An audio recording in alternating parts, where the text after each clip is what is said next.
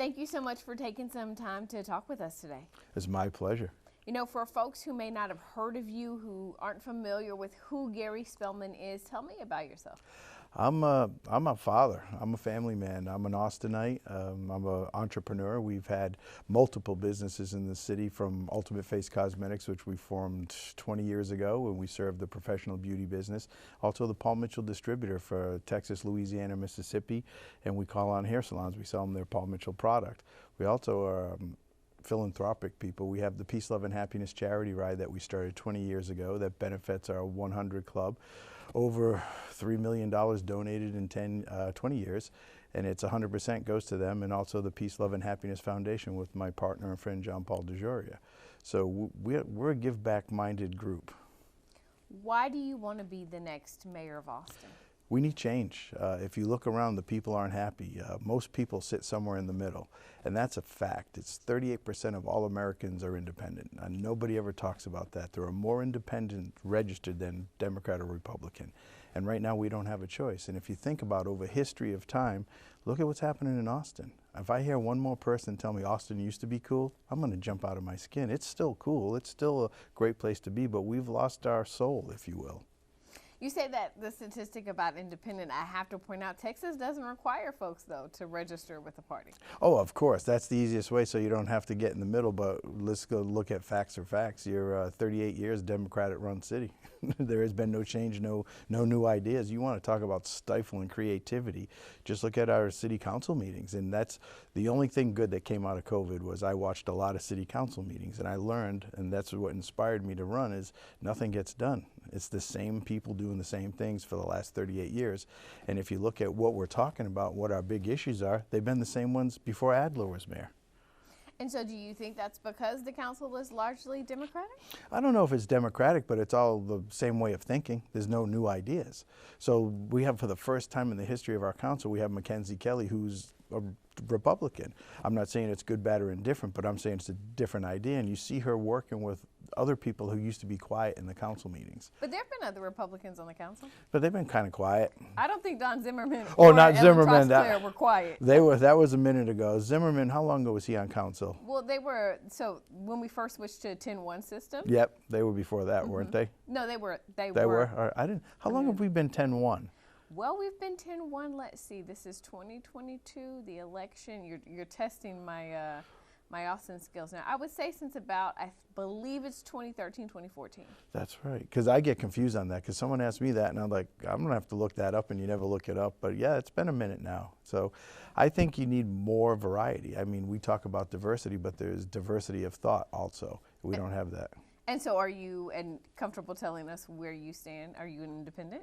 Yes, I am. The Purple Party. John Paul and I started the Purple. Red and blue make purple. It's hair color knowledge. You know, when you do hair color, you mix colors, you get different colors. It's just like when you mix lipsticks, but it's the same thing. When you take a true blue and a real red, that's what I love, patriots, and you mix them together, you'll get the best ideas. And I think that's what we're lacking. There's great ideas on every side. And so what do you feel like that looks like then, right, to be purple, to have a purple mayor in Austin? I think it looks like when you go to ACL. I think when you go to ACL, nobody's out there saying, I'm a Democrat, I'm a Republican. They're all there doing good, having fun the same way. I think when you have a purple Austin, you see a love and support of your community, and you hold people accountable. There is a lack of accountability right now in this city where, you know, people are forgetting that you are accountable for your own actions, and there's a lack of critical thinking. And those are the two pillars I'm running on, critical thinking and accountability, which means carry your own load and think about it. Don't just be spoon-fed information off, you know, Instagram.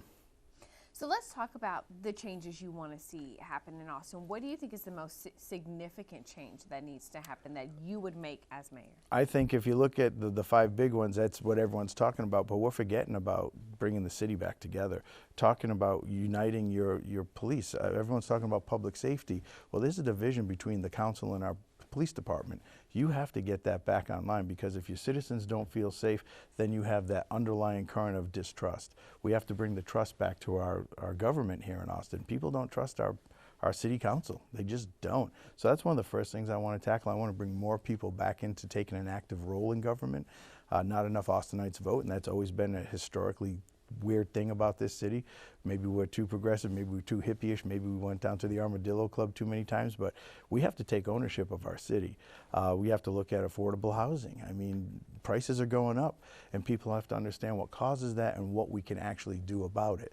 I've been to I don't know how many of these panel discussions with my fellow candidates, and everyone says, I've got a 7-point plan, I've got a 6-point plan. Well, let's be real, there's 10 people on a council that you have to work with to get your plan across the line. And that's where we need that, and that's what I would love to see, more cooperation, use of everyone's ideas that benefits the whole city. So let's chat a little bit about the first thing you said. When I said that, the number one thing you talked about, police.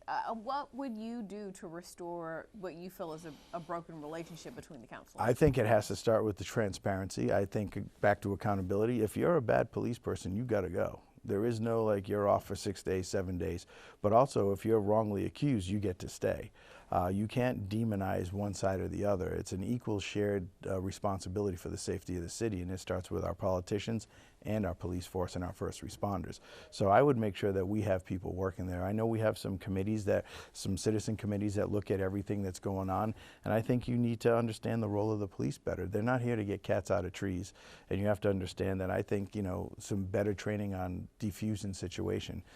When you get into a critical situation, the last thing people want to see, if you're in let's say domestic violence calls, that's the number one thing they go on that's most dangerous. If you're in a heated argument with your loved one and all of a sudden you're out of control and a blue suit and a badge show up, you get up to a next level. How do you take that down when you enter the room? And I think, we're overworking them right now. So our police department is frazzled. You look how long it takes them to get somewhere, and look how many calls they're getting a day. And when we actually defund it or reallocate it, I think you should never have said defund police. It's a bad word. It's a gaslighting word. I think you should have said reallocate funds. And the example I've been given is I race mountain bikes. So if I'm mayor and I go in and I find out we're spending $5 million on mountain bikes for the police, I've got to reallocate that because I know mountain bikes aren't that expensive. Or training. What kind of training are we giving our police? How quick are they turning them out of, let's say, the academy? It takes 18 months to become a hairdresser. You can become a policeman quicker. And you're dealing with life and death situations. So maybe we adjust how their people skills are. How are we screening these people? What's our pay look like? But for them to get along with city council, they can't always be blamed for every wrong thing in the city. And that seems to be what's happening. Interesting. I want to talk about Austin's economy. Texas always seems to weather the storms much better than the rest of the country in terms of our economy. The Texas economy is strong. Austin plays a very large role in that. What things would you be doing to continue to make sure Austin has a strong economy? You have to be business friendly. I think that's one of the best things about Texas. We're business friendly. That's why so many companies come here. Austin is the shining jewel of Texas. It's our capital city. I think we have to be careful on how we market it, because now we're becoming our infrastructure can't keep up with our growth. So to make sure that your businesses are treated fairly, equitably, and they have the right resources to grow. During COVID, we lost a lot of our businesses. I think a lot of that had to do with panic. We panicked. We didn't handle that well. I think we have to look at how we allocate funds, how the zonings are. If you go back, they're talking about the land use, the bills and all that. It's 100 years old. I mean, you got to look at how we're growing. We're not the same city we were, like we were just talking. I've been here almost 26 years. We're not the same city. We're big. We're going to be 4 million people by 2040. That's a lot of people. So I think you have to look at the infrastructure, and that's how you support your businesses. How friendly are we? How easy it is to get a permit? Are we over, permitting? Are we over regulating business? You still have to look at it that way, because if you look at Austin, we do have some crazy regulations. I mean, if you're going to start a business, it's like you can't put this parking lot here because there's 3 trees have to stay for every 7 lots, and whatever it is. I get it, we're a green city, but certain things you go, who made that up? The land development code, we're going to come back to that, don't you worry. That is something obviously on my list here. But I want to talk about something you said, infrastructure, which is one of the 2 biggest issues. When you talk to folk, they say the issues with Austin are the infrastructure, traffic infrastructure. What would you like to see done? What would you be doing as mayor to help ease some of our traffic issues? I think we have to bring in like the rethink kind of guys, people who have no dog in the fight but are just experts on moving traffic. You can't just, like, I grew up on the East Coast, Boston, Massachusetts, and we had the big dig. And everyone said, if you do the big dig, traffic's going to flow. I left it 25 years ago, and it's still bumper to bumper traffic, even with all that money pumped into it. So if you look at specifically as I-35, if you put 2 more lanes on it, it's going to do absolutely nothing. It's just going to put more cars in a stop and go situation. And then you have to look at, when you expand that, how many things through eminent domain are going to be taken away. There's a lot of businesses on that place they're building. So I think to look at, like, I sat with Rethink, and I believe what they're doing is heading in the right direction. It's not a huge price tag. I mean, anything over 10 billion is a huge price tag, but it's smaller than what they were recommending. And they had great ideas like buses, special lane for buses to move people in and out of the city faster. But you always come up against the same thing that light rail came up against. We're Texans. We don't ride the rail. We don't take buses. We take our cars. They're mobile people. So identifying those kind of opportunities and how we can move people faster without expanding the highway is a great way to start. So when you mention I-35, obviously Austin leaders are, they have some say, but it's a state highway, and it's part of an international highway system. Yep. So when you talk about other ways, so you would say obviously public transportation is what you feel. So, or do you want to expand on that? Well, you have to get with Cap Metro, and it was we were just at the Democracy Day over at Houston Tillerson, and that was a big thing everyone's talking about. It's like, how do you do this without inconveniencing people? That's the hardest thing, and we could sit here and have great ideas, but as soon as you inconvenience your population about, now it's taking an hour and a half because of construction, 2 hours, like they're going to redo 360. Highway 360 and Spicewood Springs Road. You know how many people that live in those neighborhoods are like, hey, this is great, until they're late for work because of it. So we have to look at realistically what we can do in a timely fashion, and again, what's the environmental impact too. I like to see more public transportation. If we're going to be truly a leader in the green movement, then maybe you can't make it mandatory, and I'm not advocating that, but I'm saying let's see if we can wake up our neighborhoods and say, hey, this is how we're going to try and do better here. Or you're going to have to sit in traffic. There's no way around it. This is a small space. Anyone who's been to Manhattan knows that. So let's talk about Cap Metro and Project Connect. As you know, voters approved Project Connect. They approved money for some rail line in Austin and to expand Project Connect as a better way to get around the city. And then it turns out the estimates, the amount of money that it's going to cost has just skyrocketed. Your thoughts on making sure what voters were promised, what voters said yes to, will get done? How do you do that? That goes right back to accountability. You got to sit those people back down and say, hey, this is what you promised. How did this escalate? This has been a bait and switch kind of thing since I've been here. And it comes down to why I'm running. Politicians will say exactly what they need to say to get what they want and to impress the voters. You've been here how many years now? Because you've been a fixture on the TV, right? I've been here for 10 years now. So you've seen what I'm talking about. Light rail, this is what it's going to cost, and it comes out this much more expensive. The airport came out a lot more expensive, and it's still not done yet. We were just laughing about it. We've had 5 different cell lots since they started ABIA. That's crazy. So I think what we have to do is get away from typical politics and business. It's still a closed circle. The people inside know there's a language. They all speak that language, and the rest of us are left guessing what that promise means and are they going to keep their word. So we have to clean up our dialogue and our language with the people of the city. They have to be more transparent. And so that transparency, once you have those conversations, though, obviously we have inflation, construction costs, which consistently increase. So even if they're able to tell you, okay, this is how the number, got to where it is now, then what? Well, then you have the unforeseen, like we're talking about. You have supply chain issues. You have shortage of labor. You have all that cost that increased. Then you have to sit down and revisit and say, hey, let's say we'll just use a simple. We promised $10 million. Due to what's happened in uncontrollable situations, it's going to go up 15%. That's honesty. You didn't plan for this. You're not lying. You're going, hey, because that happens in business every day. So if you're looking at anything from like our cosmetic company to, you know, making shampoo, it's costing us more to do it now and to ship raw ingredients and to make packaging, and you have to pass it along because that's how business stays rolling. And as long as you're dealing with equitable, fair people, you're going to be fine. But when you start fudging around the information to get what you want, and then it comes down to it and you're like, well, yeah, we were 40% off on that light rail project. You're like, that's not what you said.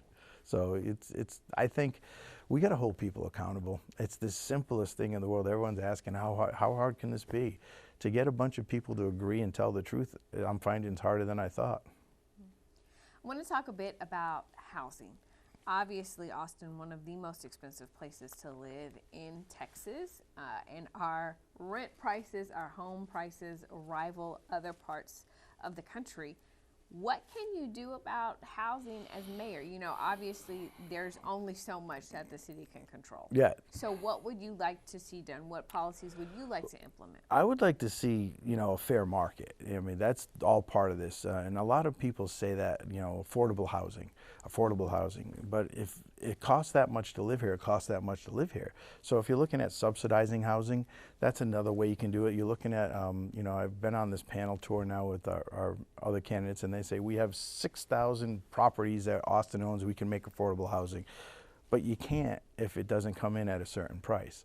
We have to, again, look at the accountability and honesty. Like, you can't go live on Malibu Beach unless you have a $20 million check, you know, so there's going to be prohibits here that say, hey, I don't have the money to live in Austin. And that's, you know, we were at one of those events and, you know, the guy was griping about, I can't afford my apartment anymore. Come to find out he had a Raptor pickup truck. That's a $100,000 truck. You can't afford your apartment because you spent wrong. So there's got to be accountability on both sides and I guess more a realistic expectation of what you can and cannot do here. And I don't like the word gentrification or forcing people out, but if the prices are going up and we're not paying our people, that's a whole different thing. So that affordable housing comes to fair wages too. Are you paying someone a fair wage to work here? But you can't force businesses to pay more. Nor can you force people to charge less for their homes when they sell them. So see where I'm going with this? You can't mandate this change unless you have government involvement, but then people don't want to raise taxes. So how do you subsidize something in the public sector without raising taxes? Well, you're the one running for mayor, so I'm looking for you to you for well, answers. that's where it comes down. I mean, what do you want? So are you comfortable with saying, well, Austin is just going to be a more expensive city to live in, and it just is what it is? I'm very comfortable saying that because that's what it is. You can't change that. But what we can do is look at different ways to accommodate people in need. There are different things you can do. If you look at, you know, how LA started and now where it is you have to be realistic on what you can and cannot do, and you can't promise people things you can't deliver. So then what is the solution in terms of, so you just talked about, when we talk about transportation, finding other ways to get around Austin, your cars, those sorts of things. And then you say, but the cost of living in the city may increase. So the folk who work to keep this city going, right, our service industry employees, our teachers, our police officers, these are folks that can't afford to live in a more expensive Austin. So if they're dealing with all that traffic, they have to come in and serve the city and then can't live here? Well, I think that's a broad statement. Not everyone can afford to live here. Let's be real. What's the median income here? I think it's $43,000. So if you're looking at policemen, and our police make more than that, our teachers make a little bit more than that. Now, why can't they afford it? That's what I need to find out, and that's why you have a 10-1 split on our council. As a mayor, I can't go in and say, we're going to fix. We have to get everyone to agree on how we fix. What's causing the price? It's supply and demand. So how do you fix that? You have to build more houses. How do you build more houses if they're more expensive? How do you, like, if you look at what we're doing for the homeless situation, we have quad buildings. So instead of just making a tiny house, you have 4 places where you live. So maybe we look at making more quad spaces where it's less expensive to live.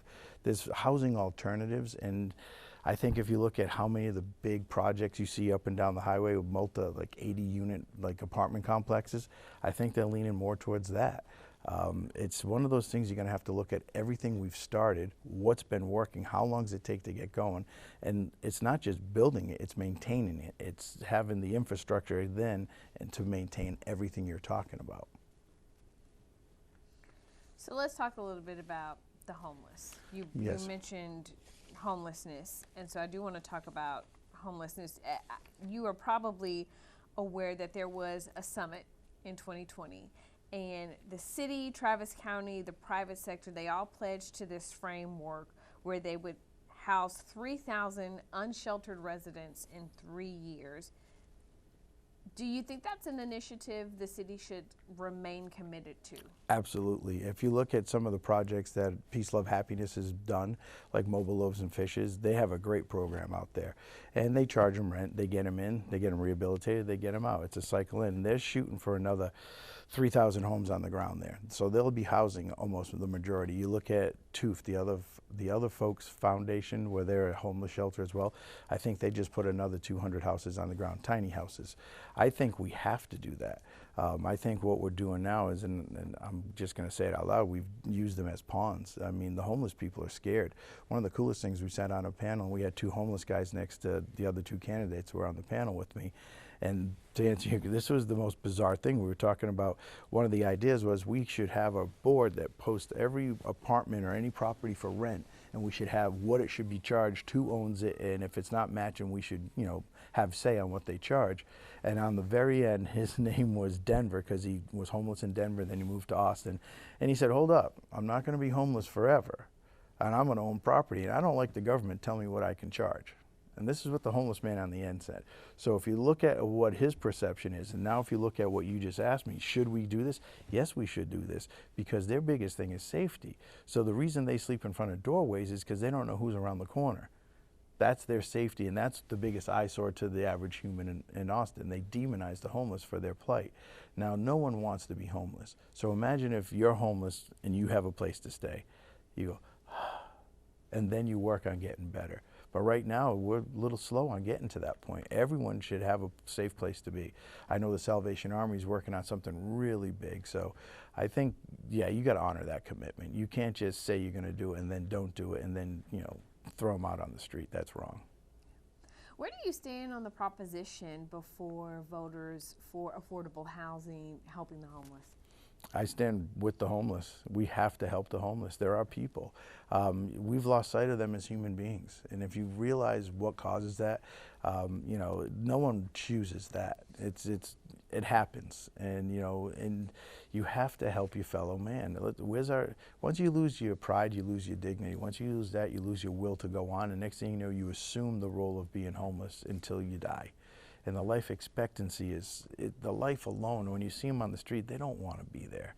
And for us to ignore this and just use it as lip service to get votes, that's why I don't care who endorses me. The Austinites know me. I've been here 25 plus years. I've worked in this with my charity all over this city. They know where my heart's at. That's why I'm in the middle. I don't care about Republicans and Democrats. They're serious. That's their job. That's not my job. I just want to raise enough hell so people go, we need a better system. The affordability bond, though, where do you think that's something you support? I think we have to explore that more. I'm not as versed in it as a couple of my other candidates because they're on the inside. They know what its nuts and bolts are, and I've read up on it. I think we have to. I mean, if that's what's causing homelessness, we have to address it. If we have to make more space for them to live, we have to. But look what happened when everyone's like, we got to fix homelessness, and we got a couple of hotels, which I don't think was the best idea, but is that NIMBY that everyone's talking, not in my backyard. As soon as it shows up in the wrong neighborhood, they're like, hey, what are you doing here? We're fixing a problem that you all voted us to fix. So yeah, you have to look at that. That's something you have to take care of. But there's a piece of it, but you know, it's about affordable housing, and yeah. So but again, because you feel like that the lack of affordable housing leads to some. Yeah, and it's not fair to force people out of their house because the property is let's be real, it's going up. I had people leave here because they bought a house for $120,000. They were able to sell it to $480,000. They moved home to Arkansas with cash in their pocket. That's their right to do that. And that's the amount of people. Let's just say our marketing department did a hell of a job because everyone's moving to Austin. That's what drives the prices up. So what are you going to tell those people? So when you look at the affordability that you're talking about, we have to have it because it's forcing good people out. But where's the compromise? How do we make it work for everybody? Who's to say this is a bad thing? Who's to say it's a good thing? I don't know until I'm in office, and I go, all right, now put these papers in front of me that everyone in office gets to see, not just what I get to read. Because you ever request any kind of information from the city? All the time. It takes a minute, doesn't it? Well, it just depends. It just depends on what you want. Well, yeah, well, you're good at it. I'm new to this. You know how to work the system, right? So you feel like I guess so what I'm trying to get at is, what ideas you would have to help address that affordability, and you feel like you need I need more information, because for me to say this, and this, that'd be wrong of me, because I just don't know. I just don't know yet. And that's just like anything else. I could tell you your hair color recipe right now because I've been in the hair business my whole life. But most people don't know what 20 volume does. I do. So when they start talking about bonds and different things, they have a lifetime of service inside the city hall. That's their edge. They get to talk the lingo. Once you learn the lingo, it's easy. You can fix anything.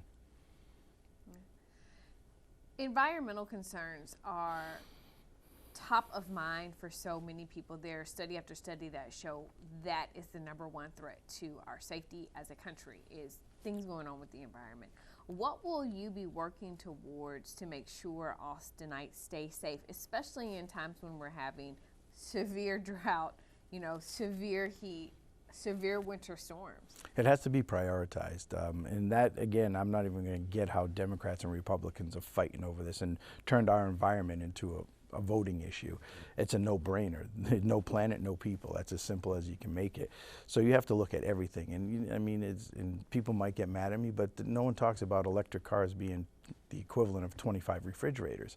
So when we had that problem with our big grid going down during that storm, I came from the snow. I knew that was going to happen. It wasn't anyone's fault that a massive one-in-a-kind thing happened. How we handled it was abysmal.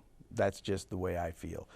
We should have been better prepared for that. We didn't have one plow truck. If we knew the storm was coming, why didn't we have one plow truck?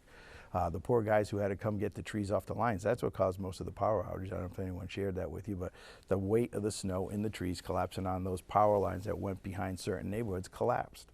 And that's what knocked out the power for a lot of them. Then the freezing pipes, no one was prepared for that. So you have to step back and go, all right, if this happens again, what are we going to, almost like Katrina. No one was ready for that storm, a once-in-a-lifetime storm, but we should have been a little bit quicker on the response there, don't you think? Same thing with Austin. So for me, it's going to be focusing on everything we do has a cause and effect. Is this good for our people? Is it good for our city? Is it good for our environment? Those are my 3 things I'm going to ask of everything we do. And you can't say yes to something just because it's easy. If it's hard and it's good for the environment, you got to do it. What do you believe sets you apart from the other candidates in this race? I'm not a politician. It's as simple as it is. I have no desire in my whole life. Last time I was in politics as junior class president, and I was impeached. I mean, that's it. That's my political history. But what sets me apart is we're not taking a nickel. We're donating money on behalf of my campaign. I'm just trying to get enough people to go, wow, we can do a better job in politics. Imagine if every candidate did what I did and we just had debates. Equal time, equal share, because right now what you're doing, there's a couple people that are running for mayor right now that don't have the money to run for mayor. You'll never hear from them, but they are good people. So we're limiting some of the best brains in Austin because they don't have the money to run. Why is that fair? That's why I'm running. That's what makes me different. Maybe I'm the champion for the other guy with no voice, people who aren't being represented. Think about it. Like I said, we're all in the middle. We don't have one candidate. That's insane. Imagine if we had an independent candidate that could have run against Trump or Biden. Those were our 2 choices. Imagine if we had someone in the middle. We would be so much better right now. But the Austin City Council is a nonpartisan seat. They're a nonpartisan body. Someone would say the mayor is yes, they have been Democrats, but. So this is where I chuckle the most because I get you. I know why you say that. But no, that's not how it works. They are all a party.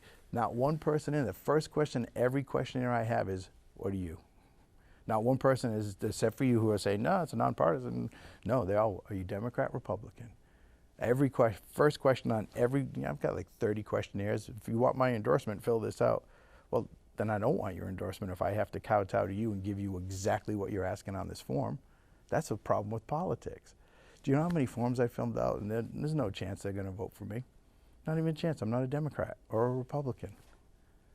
So self-funded campaign, not taking any money. What are you doing to get your name out to voters? I'll ride my mountain bike door to door with my son and his little crew of friends. I go to the gym in the morning. I have some real cool elderly ladies that are there with me at 5 in the morning, and they got so moved by it that they went out and made their own signs and put bluebonnet seeds, door hangers, biodegradable paper, and they're going out and knocking out. I'm going to every possible HOA meeting I can go to. I'm showing up. And it's bizarre, but it's working. Because now you'll see homemade Gary Spellman signs right next to Beto signs. It's trippy. It really is, man. It blows me away. You are encouraging folks to, if they wanted to donate to your campaign, to instead donate to 2 organizations. Tell us about that. Yeah, well, I have 100 Club of Central Texas, all our first responders. And then we have Motorcycle Missions, which takes first responders, returning vets with PTSD and struggles like that, and they build motorcycles, which we found that when you have a team atmosphere, it fosters the relief and sometimes the cure, not the cure, but the relief of PTSD. It's really something special to see that work. And you know, when you get on my website, spellmanformayor.org, you can go and donate there, or just go donate to anyone you want. Because I can't track where it's going, but I got a phone call the other day, and I don't want to say from who, but like, hey, I donated $10,000 to this on behalf of your campaign. I'm like, awesome. I don't care where you donate it to. You could have a charity that you like, and you're like, I don't care. That guy was kind of cool. Purple Party's where I'm at, and you go donate to your favorite charity. I'm not trying to keep a tally, just that those 2 keep a tally. So we're going to hit 400,000 so far, and then the others I can't even account for. You say you shouldn't be able to buy the office. Mm-hmm. Tell me about that. Why should you why should you be the next mayor of Austin because you had the most money to run ads? Have you been watching TV between Abbott and Roberto? It's ridiculous every morning. You're pummeling the airways. People are turned off by that. People are turned off by the number of signs you see around here. But imagine the good minds that don't get into this because they don't have the political yank that some of these people have. They don't have the money coming in. I mean, and I'm not saying no disrespect to Celia or to Kirk, but they got a lot of money raised. A real lot of money raised, 1 point something. That's a big number. What could you do for local area charities with that money? How many homeless people could you bed, feed? How many schools could you get Wi-Fi to? Just saying. Do you think you'll win? Yeah, I wouldn't do it if I didn't think I could win. You know, that's just who I am. And let's be real, I've already donated more money than they've almost raised, so I've already won. I've already done what I wanted to do. That was the win, was to raise awareness that our political system is jacked. And if we don't do something now, we're going to go the same path we're on forever and ever. And 2 years from now, after this election, you'll be sitting talking to someone about affordable housing, I-35, homelessness, and public safety. Those are the same things. If you go back and Google what Mayor Adler ran on, same things. You go before him, same things. So why hasn't it changed? Same ideology has been running the city. No different, no new ideas. Okay. Final thoughts for our viewers, on why they should vote for you this November. Because I'm hardworking. I care more about the people in the city and the environment than anybody else. That's why I'm doing it. No one would, I mean, be real politicians. This is a hard job because you get no glory and all the blame.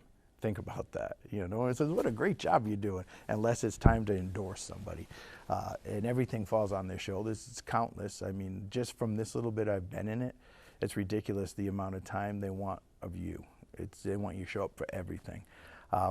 But I think I'm the right choice because I've run multiple successful businesses, multiple successful charities. I know how to work with people. I know how to build teams. And my heart's in the right place. I'm not doing this for fame and glory. I want to be the least known mayor who does the best job. It's the city of Austin and its people that are going to make me successful. Simple as that. We'll shine. We'll kill it.